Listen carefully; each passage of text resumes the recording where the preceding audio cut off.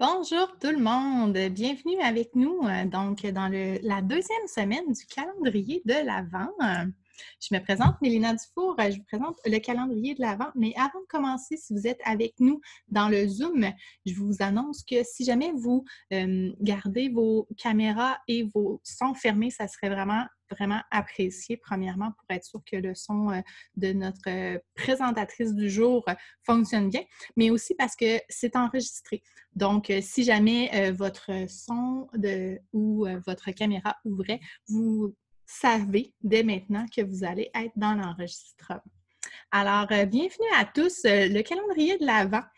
Aujourd'hui, on va recevoir Julie Blais-Comeau, experte en étiquette, qui va nous entretenir aujourd'hui des préjugés en milieu de travail pour avoir un milieu plus inclusif. Mais avant de vous la présenter pour vrai et de la laisser commencer, je vais vous présenter le calendrier de l'Avent. Donc, le calendrier de l'Avent, si c'est la première fois que vous êtes avec nous, c'est une initiative que j'ai prise pour, premièrement, vous faire connaître des merveilleux formateurs d'ici et vous faire découvrir leur sujet de formation, leur style d'apprentissage. C'est rare qu'on a l'occasion de pouvoir essayer une formation avant de voir si c'est quelque chose qu'on apprécierait avoir pour nous, pour notre milieu de travail. Donc, vous avez cette opportunité-là, gratuitement, de pouvoir voir des formations. Et comment c'est possible? Bien, c'est grâce à la générosité des formateurs. Je ne vous cacherai pas que c'est rare un formateur qui donne une formation gratuite, donc vous êtes vraiment quand même chanceux de pouvoir avoir accès à ça. Et c'est aussi disponible, on va se le dire, grâce à moi et mon entreprise aussi qui avons mis du temps pour pouvoir vous offrir ces formations-là. Maintenant, vous allez recevoir des formations gratuites encore pendant le mois. Comment vous pouvez redonner à votre tour? Bien, moi, je vais vous demander, envoyez des commentaires aux formateurs. Dites-leur qu'est-ce que vous avez apprécié sur leur sujet, sur leur méthode. Allez voir leur site web, leurs réseaux sociaux, vous pouvez les suivre. Si jamais vous trouvez que ça pourrait être pertinent pour quelqu'un que vous connaissez ou même pour vous-même ou pour votre entreprise, parlez de eux dans vos entreprises. Et évidemment, à la fin du calendrier de l'Avent, il va y avoir un sondage. Donc, s'il vous plaît, prenez un petit moment pour le remplir pour nous dire qu'est-ce que vous avez le plus apprécié du calendrier de l'Avent et aussi voir si ça vaut la peine que je fasse encore ce concept-là éventuellement pour vous. Donc, sans plus tarder, je vais vous arrêter le partage d'écran ici et je vais vous présenter Madame Blais-Comeau. Bonjour, ça va bien?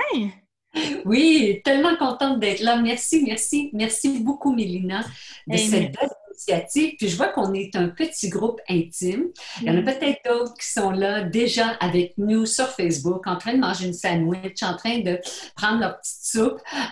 Puis ça se veut, hein? Ton initiative, ça se veut exponentielle. Alors, partagez la bonne nouvelle.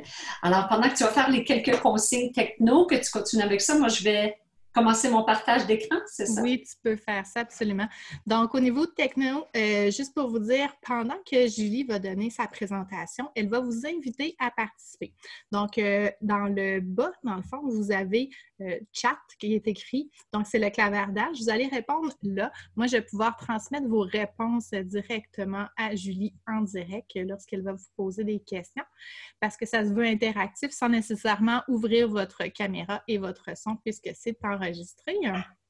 Puis sinon, ben, je vais fermer ma caméra, je vais fermer mon son, je te laisse tout l'espace, Julie. S'il y a quoi que ce soit, tu me dis, je suis avec toi et je te laisse le temps avec tes participants. Merci beaucoup et vous allez pouvoir le réécouter en diffusion, en rediffusé si jamais vous avez des gens là, qui sont intéressés. C'est disponible jusqu'à la fin du mois de décembre sans problème sur la plateforme. Je te laisse toute la place, Julie. Merci. Merci, Mélina, et merci à vous d'être là, de choisir d'investir votre temps. La seule commodité, la seule chose que nous avons tous en commun, le premier ministre Legault, Dr. Arruda, premier ministre du Canada, le pape, même, la même chose que nous avons tous en commun et qu'on ne peut pas acheter, c'est le temps. Et vous avez choisi d'investir votre temps avec nous aujourd'hui et je vous en suis très, très reconnaissante. Vous pouvez aussi, au fil de la formation, continuer d'apprendre soit en étiquette, en protocole, en intelligence culturelle, service à la clientèle. Alors, vous pouvez vous connecter avec moi sur les médias sociaux, LinkedIn, Facebook, Instagram et pourquoi pas visiter mon site web étiquettejulie.com et quand vous allez vous inscrire à l'infolette qui est gratuite, vous allez recevoir un e-book, un livret virtuel, puis si après 1 mois, 2 mois, ce que vous apprenez ne vous plaît pas, mais vous aurez simplement qu'à vous désabonner. Alors, ça va aller vite aujourd'hui. Je vais regarder le chat, le clavardage. On s'attend à de la participation, du dynamisme et on va commencer tout de suite. Alors, c'est la sensibilisation aux préjugés. L'objectif, c'est de devenir sensible, de reconnaître ses propres préjugés, de les reconnaître en action, de les stopper, mais on vise un milieu de travail et pourquoi pas un monde qui est plus inclusif.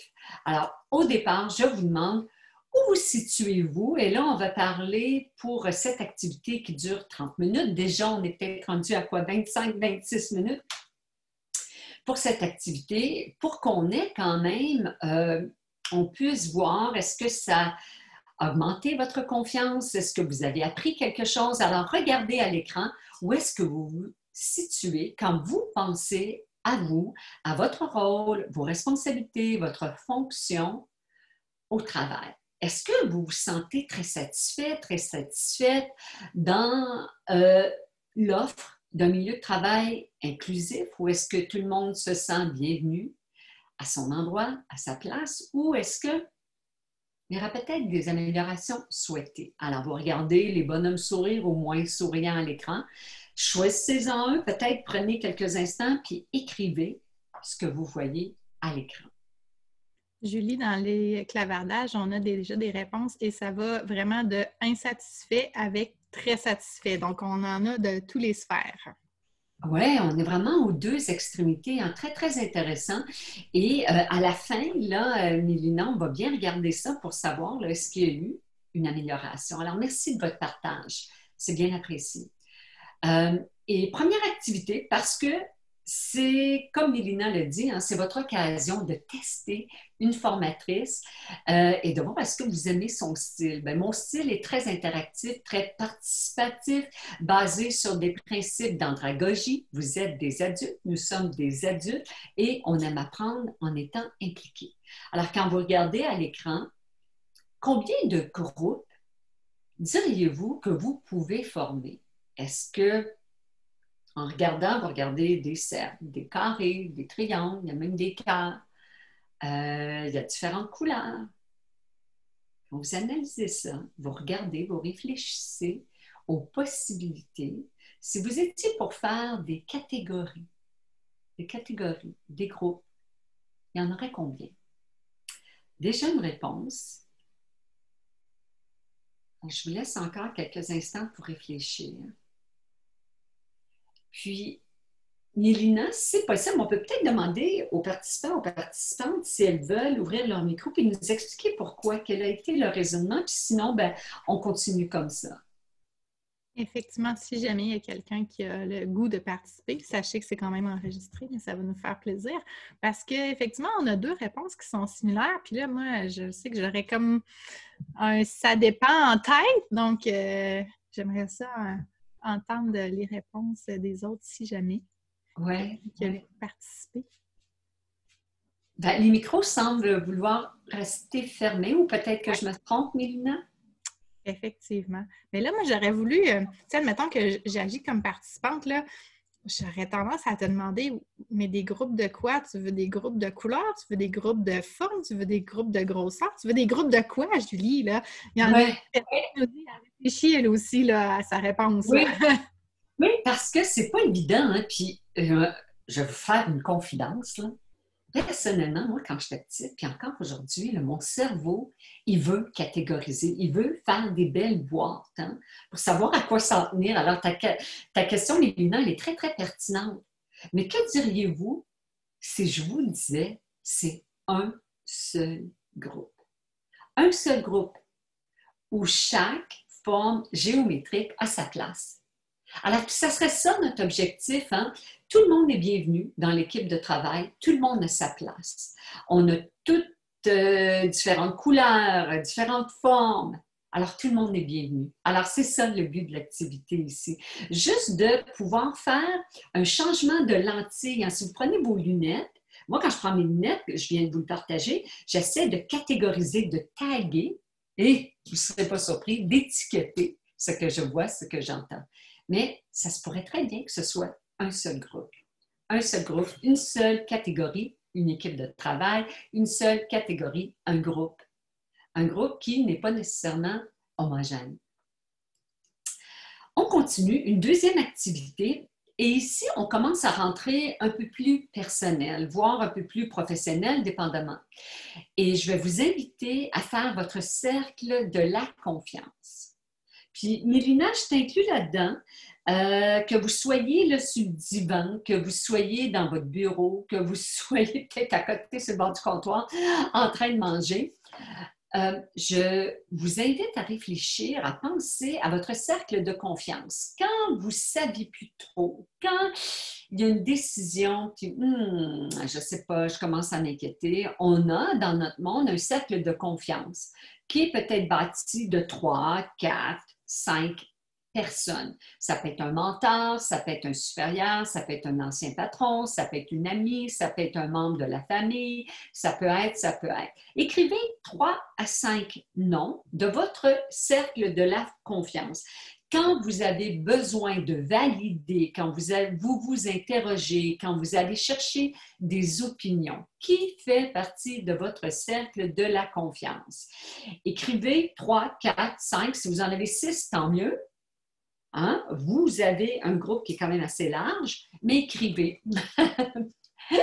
Mélina, as-tu vu ce que j'ai vu? Son chien, oui. Mais, OK. J'étais en train de rire toute seule, puis je trouvais ça tellement pertinent, là. Écoute...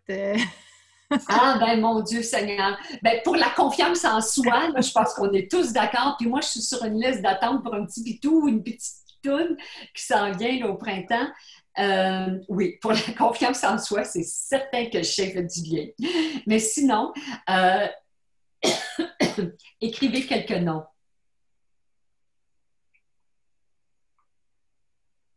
Maintenant que vous avez ces noms, je vais nommer des éléments. Je vais nommer des éléments. Et si cette personne-là n'est pas comme vous, n'est pas similaire, n'est pas homogène, n'est pas comme vous, vous allez faire un crochet à côté ou un X ou une barre, peu importe, vous allez l'identifier. Alors, vous regardez votre papier, vous avez 3, 4, 5, 6 noms. Je vais nommer des éléments, vous identifiez, vous cochez, vous notez la différence avec vous.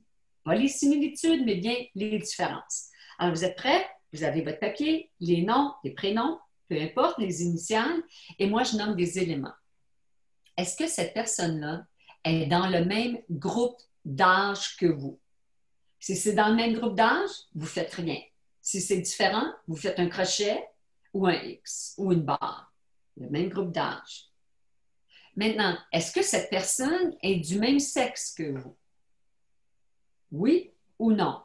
Si c'est non, ça mérite une attention que vous le notiez. Est-ce que cette personne-là est du même statut matrimonial que vous?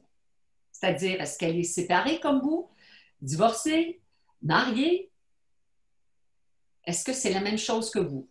Si la réponse c'est non, c'est différent, vous le notez. Est-ce que cette personne-là est de la même religion que vous? Oui ou non? Est-ce que cette personne-là occupe le même rôle que vous? Alors, si cette personne-là, disons comme moi, est en éducation, ou est-ce que cette personne-là est comme vous, ingénieur? Et on pourrait continuer. Hein? Puis maintenant, regardez d'en haut votre cercle de la confiance. Est-ce que vous avez des différences? Alors, si je regarde, Mais j'en ai Hein? beaucoup de crochets. Tu as beaucoup de crochets. Alors, beaucoup différents, Mélina? Oh oui, vraiment.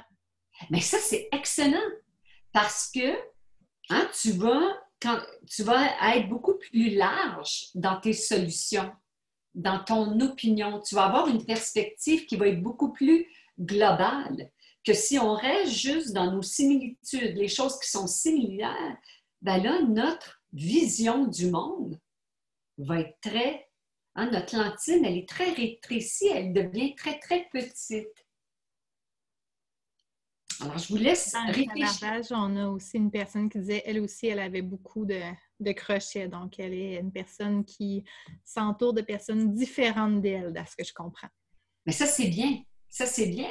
Ça veut dire que vous êtes ouvert, vous êtes ouverte à la diversité. C'est excellent, excellent.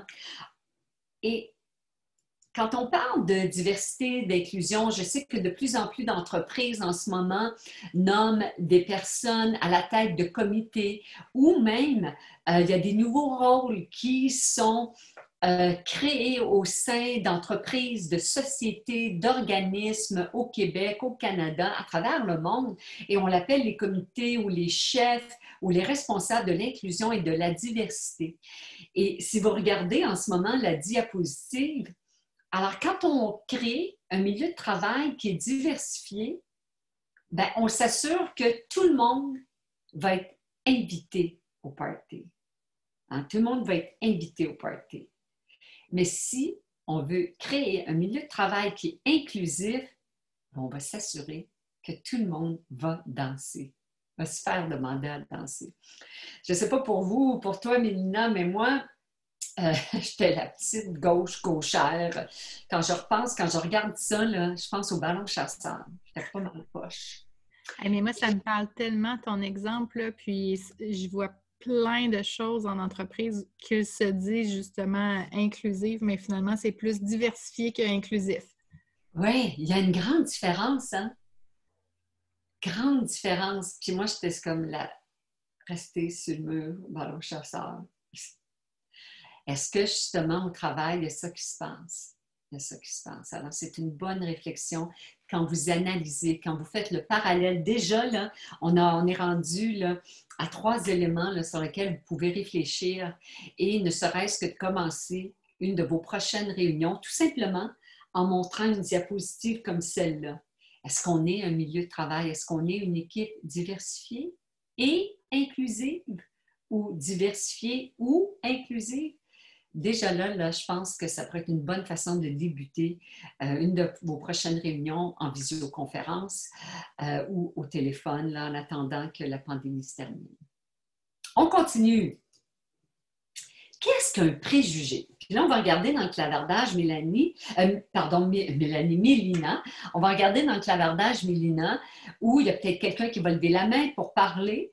Et qu'est-ce que c'est qu'un préjugé? Qu'est-ce que c'est? Qu'est-ce que c'est qu'un préjugé quand on parle de préjugés, de biais, de biaisés? Qu'est-ce que c'est qu'un préjugé? Je pense que les gens qui sont comme moi, puis là, on n'ose comme pas donner de vraie définition parce que dans le Ben, fond, je vais vous on aider un sait petit pas peu. vrai c'est quoi un préjugé. Oui, je vais vous aider. Tout le monde aime ça remplir les trous, hein? Fill in the blanks. Alors, je vais vous aider un petit peu. Je vais vous aider un petit peu. Alors, ici, il y a des lettres. Hein? Il y a des lettres à remplir. Alors, si on lit, alors c'est un jugement sur quelqu'un, sur quelque chose qui est formé à. Il y a un mot qui va là. Ah, on a déjà une idée préconçue, inspirée de notre expérience et de nos points de référence. Ça, c'est tout à fait vrai. C'est excellent. C'est appris, des rencontres. Oui, oui. Vous êtes vraiment sur une bonne piste, Karine. Très bonne piste. Si vous regardez ici, le déjà, dans ce que vous avez écrit, dans ce que vous avez mis dans le clavardage, là, on est pas mal proche. Puis si on continue, on va voir que un préjugé, c'est un jugement sur quelque chose, quelqu'un qui est formé à l'avance selon certains critères personnels. Hein, puis Karine en avait fait mention dans le clavardage. Et ce que c'est vers qui on oriente en bien ou en mal des dispositions d'esprit. Alors, notez, là, ici, c'est bien ou mal à l'égard de cette personne ou d'une chose. Ce n'est pas nécessairement toujours des personnes, ça peut être une chose. Puis avoir un préjugé contre quelqu'un. Je regarde mon clavardage, Mélina. Peut-être que tu peux lire pendant que je continue ici la Oui, lecture. absolument. Donc, c'est une opinion qui est adoptée sans examen. Hein. C'est souvent, c'est pas pensé, c'est basé sur l'éducation, avoir des préjugés de sa caste. Alors, qu'est-ce qu'il y en est dans le clavardage? mais écoute, on a une personne, sa réponse, sa réflexion s'en allait dans la définition que tu as écrite, là. Si on voit qu'est-ce qu'elle a écrit, là, Oui, hein? créé par un passé, par des expériences, des rencontres qu'on a eues, puis ben finalement, on ne se questionne pas tant, puis ça nous donne des effets dans le présent, puis éventuellement dans le futur si on ne se questionne pas. Donc, elle était vraiment Oui. sur une bonne piste. Oui, des effets, des conséquences, et des conséquences peuvent avoir un impact sur la productivité, ça peut avoir un impact, si on pense en milieu de travail, la retention des employés, ça devient, là, c'est exponentiel, là. Puis c'est souvent, là, on s'en rend pas compte, là, c'est insidieux, là, c'est... ça, oui, ça a des effets présents et futurs avec des conséquences tangibles qui peuvent avoir des conséquences sur l'état des résultats. On est rendu temps pour faire une autre activité. Si on regarde à l'écran, il y a le mot pleut. Pleut. Il ne pleut pas en ce moment chez moi. Je ne sais pas où vous êtes sur la planète. Je devine que vous êtes peut-être au Québec et certainement dans le Canada, mais peut-être qu'on en a de la France, puis peut-être qu'on va voyager jusqu'en France, Mélina, ça se pourrait, ou à Hong Kong. Hein? On ne sait pas, ils peuvent Il y a certainement... des francophones partout. Partout, puis ça se partage, ce qu'on est en train d'enregistrer, de faire ensemble aujourd'hui. Alors, vous avez le mot pleut. Et où vous êtes, là? Je vais vous demander de dire très, très fort pleut quand je vais faire ça comme ça. Mes mains vont aller vers vous. On va augmenter la cadence. Le rythme va aller de plus en plus vite et vous allez parler avec moi de plus en plus fort et dire pleut.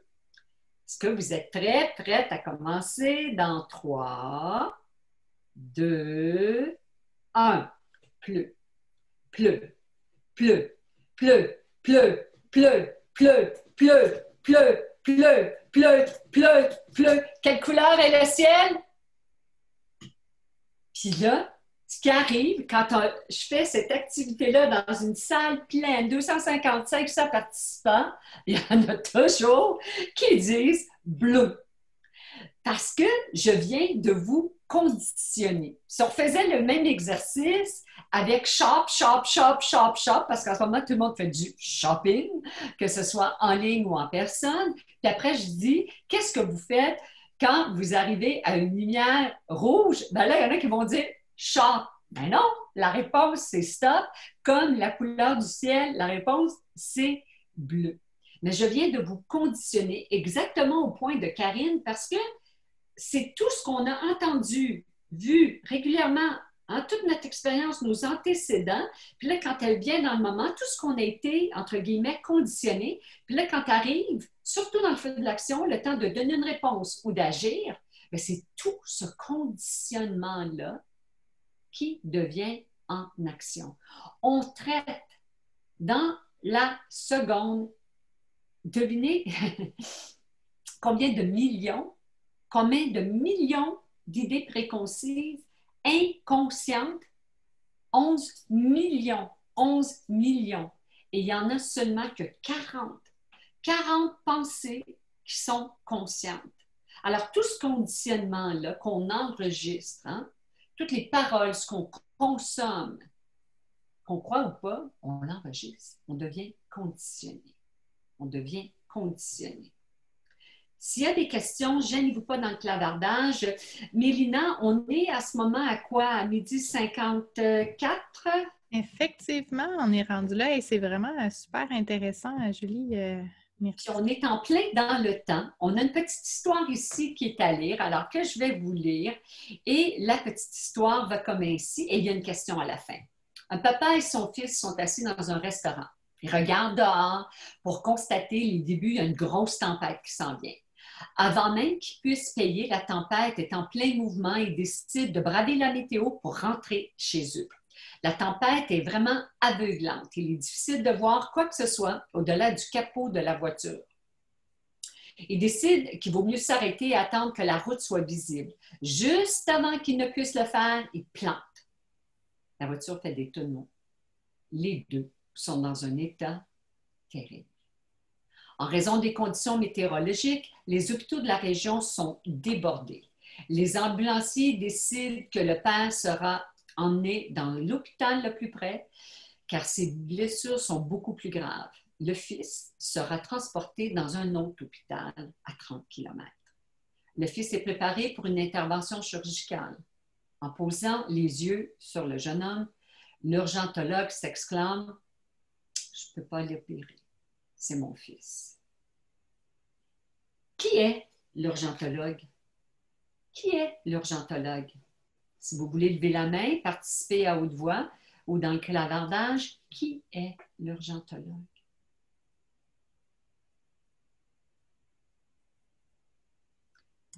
Sa mère. Oui, il y a quelqu'un qui a été plus vite que moi parce que moi, tu me l'avais déjà fait faire et je m'étais fait avoir. J'avais vraiment réfléchi, mais il y a quelqu'un qui a réussi à le sortir beaucoup plus vite que moi, la bonne réponse. Oui, José, sa maman. Oui, vous avez raison. Fait peut-être surprenant, puis je ne sais pas quel âge a José, mais pour les personnes un peu plus âgées, les personnes surtout dans mon groupe d'âge à moi,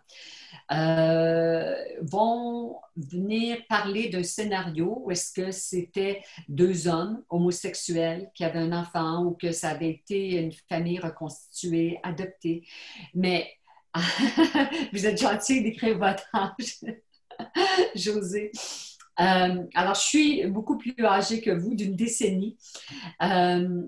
Et les gens inventent des scénarios, mais la majorité ne voit pas généralement que c'est la mère. La majorité des gens s'imaginent chirurgien, urgentologue, que ce soit un homme. Alors, c'est un biais, c'est définitivement ce qu'on pourrait dire un préjugé. Alors, en conclusion, est-ce que les préjugés sont bons, sont mauvais? Ben, la grande réponse, c'est que ça dépend. Les préjugés, ce conditionnement, le conditionnement, en anglais, on parle du fight or flight, le conditionnement à vouloir sauver sa peau, hein, à vouloir fuir ou à se battre. Ça, c'est bon. Ça nous permet de réagir.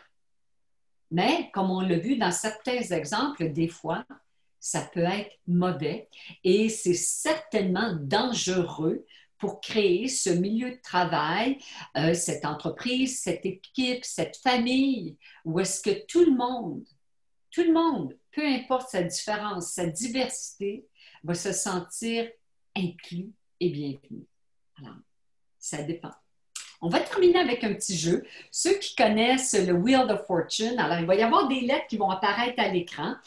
Et on vous demande de trouver, je vous demande de trouver la règle platine. La règle d'or, c'est traite les autres comme tu voudrais être traité. Mais là, ici, la règle platine. Alors, soyez prêts, il va y avoir de la musique et ça va aller vite. Alors, on est prêt pour jouer. Je vous l'ai dit, les lettres vont apparaître à l'écran et c'est la règle platine. Go!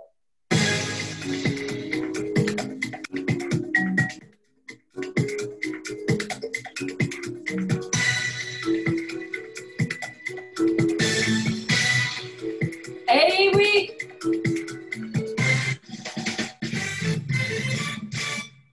Alors, la réponse de la règle platine, c'est de traiter les autres comme ils aimeraient. Non pas vous, mais de vraiment avoir cette perspective de bienveillance, cette perspective empathique, de les traiter comme eux aimeraient. Puis des fois, la meilleure façon de le savoir, c'est de le demander. Ma grand-mère maternelle, Florina Selva, n'était pas très éduquée, mais elle était tellement intelligente. Puis elle me disait toujours, tu sais, Julie, pas même compliqué. Dans le doute, on s'informe. Vous ne ferez jamais de faux pas, vous ne commettrez jamais d'impair à vous informer. Et on est revenu à cette case du début. Alors, on avait tout à l'heure, Mélina, un écart qui était très large. Et là, ici, est-ce que vous avez appris quelque chose? Est-ce que votre situation s'est améliorée? Puis si vous avez appris quelque chose, bien, j'aimerais bien savoir une seule chose. Ou si vous étiez pour aller sur Twitter ou LinkedIn de dire « Ah, je suis tellement contente d'avoir participé au calendrier de l'Avent de Mélina Dufour pour la sensibilisation aux préjugés pour un milieu de travail inclusif, j'ai appris quoi? Telle chose. » Alors, je vous remercie d'avoir été là, puis merci beaucoup, Mélina, de cette belle initiative, de cette belle vitrine. Puis, si vous avez des questions, des commentaires, je reste là. Vous pouvez m'écrire julie@etiquettejulie.com. Hey, merci Julie, c'était tellement intéressant, interactif et vraiment pertinent. Merci beaucoup de ton intervention. Pour vrai, moi, j'en ressors avec plein de belles informations dans le clavardage. Ça fait réfléchir. Donc, les gens ont eu l'air d'apprécier aussi énormément. Donc, j'ai hâte de voir aussi toutes les personnes qui vont te voir en reprise. Est-ce que je peux me permettre même de te poser une question, là? Moi, je trouve ça super pertinent, mais dans le fond, c'est qui t'aide, là? Où est-ce que tu peux présenter cette formation-là? Parce que moi, je vois beaucoup de personnes à qui ça pourrait être utile, là. Oui, ça peut être autant un organisme à but non lucratif, ça peut être une entreprise, ça peut être une corporation de la couronne. Je l'ai donné déjà à un des services du gouvernement du Canada. Je travaille beaucoup avec des ingénieurs, des avocats. De plus en plus, on fait des affaires planétaires partout. Hein, partout dans le monde. Donc, si on a surtout avec des équipes de travail qui sont dans différents pays, différentes nationalités, on mise beaucoup sur la diversité culturelle, peu importe, mais ça s'applique à toutes sortes d'entreprises. Puis, une de mes forces, c'est vraiment de personnaliser, d'adapter mon contenu selon les participants, les participantes. Et j'espère que vous avez reconnu là, avec ce dynamisme l'interactivité. Ah, ça, pour voir l'interactivité, j'en ai vu très, très, très intéressant. Je crois que ça pourrait être pertinent à beaucoup de places. Et là, je vais me permettre une dernière question avant de donner la parole aux autres. Je m'excuse, tout le monde, je fais patienter. L'étiquette, tu es une spécialiste de l'étiquette, mais qu'est-ce que ça veut dire pour vrai, l'étiquette? Non, mais, tu sais, je veux que tu nous expliques ça, là. Ouais, les gens pensent le nez, petit doigt en l'air, c'est pour Ouais! Will, c'est pour Kate, Harry, Meghan, Sa Majesté la Reine. L'étiquette, ce sont les bonnes manières. L'étiquette, c'est la façon de faire, le quoi dire, le comment faire et quand. En fait, un de mes livres, là, mon premier livre Que moi j'ai, que là, j'ai justement. publié en français, c'est le savoir-faire. Parce que, puis même Mélina, là, ce que j'enseigne, là, l'étiquette, là, que vous le fassiez ou pas, je m'en balance. Parce que à partir du moment où vous connaissez la réponse, vous pouvez dire, bien, la règle, je m'en balance, mais parce que vous allez connaître la réponse, vous allez rayonner. Si on ne sait pas, on est embarrassé, on est gêné de dire est-ce que c'est à mon tour, c'est pas à mon tour, est-ce que c'est lui, c'est elle, c'est à moi, c'est à... Quand on ne sait pas, on est paralysé et là, on perd ses moyens, on est incapable de tisser des liens. De tisser des liens, parce que c'est ça le but. Nous sommes des êtres humains. Alors, l'étiquette, ce sont les relations interpersonnelles qui incluent le service à la clientèle, l'intelligence culturelle, évidemment, le protocole, mais c'est beaucoup plus large. Ce sont les manières, la manière de faire. Les bons mots, les beaux gestes, quoi. Super intéressant, super pertinent, parce que oui, des fois, on parle d'étiquette, on pense juste à comment on place les ustensiles sur une table, là, mais c'est beaucoup plus que ça, là. Super. Hey, merci beaucoup pour ta présence, Julie. Merci à ceux qui sont avec nous aussi en direct. Je vais fermer le Facebook, je vais fermer l'enregistrement. Donc, ceux qui sont en direct, ils vont pouvoir s'adresser directement à toi et te poser des questions. Pour tous les autres, merci beaucoup d'avoir assisté à cette formation-là. Julie est disponible pour vous. Vous pouvez lui poser des questions. Une personne vraiment, vraiment généreuse et accessible. Donc, vous pouvez la rejoindre avec son site Internet et ses réseaux sociaux. Merci, Julie. Merci. Bon succès.